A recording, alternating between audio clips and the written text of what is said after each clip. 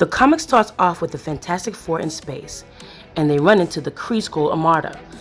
They recently saved the Kree and Skrull kids from a casino world.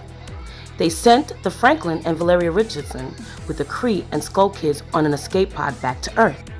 Sue Richards turns their entire spacecraft invisible so they can investigate what's going on in the mothership.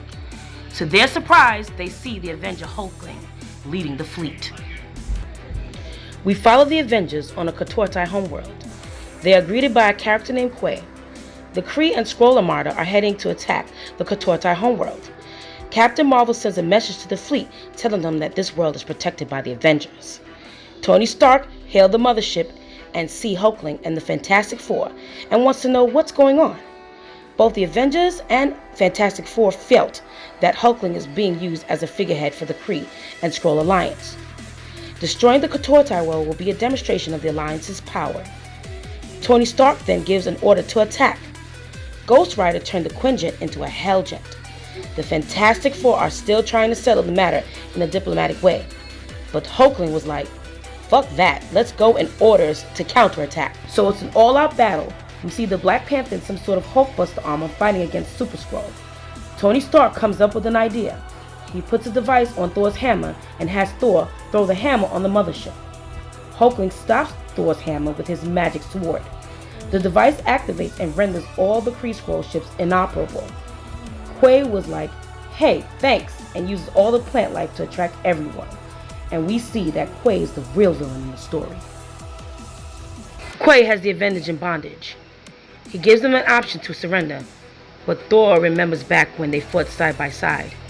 Then we get a flashback of Quay with Thor and his parents, Swordmaster and Mantis. Basically, Swordmaster told him of the history of his race, how the Skrulls gave technology to the Kree, and the Kree slaughtered his race. So his whole plan was to stop the Kree and Skrull Alliance, but they moved too fast, and made Hulkling the king of both races. So Thor manages to summon his hammer and free the Avengers. They were about to put the smackdown on Quay, but he escaped in some sort of bootleg Krakoan plant-based teleporter.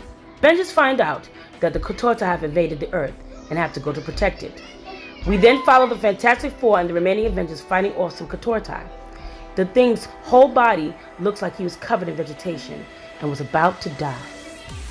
Hulkling came out and used his magic sword and freed the thing and saved his life. Everyone realizes that Hulkling's sword can drive away the Katortai, and Captain Marvel seemingly absorbed the power of Hulkling's sword, eradicating all vegetation on the mothership.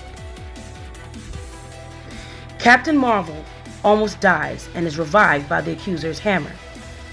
So the Kree make Captain Marvel into a Kree Accuser. If you like my content, rate, comment, subscribe. Take it easy. Later.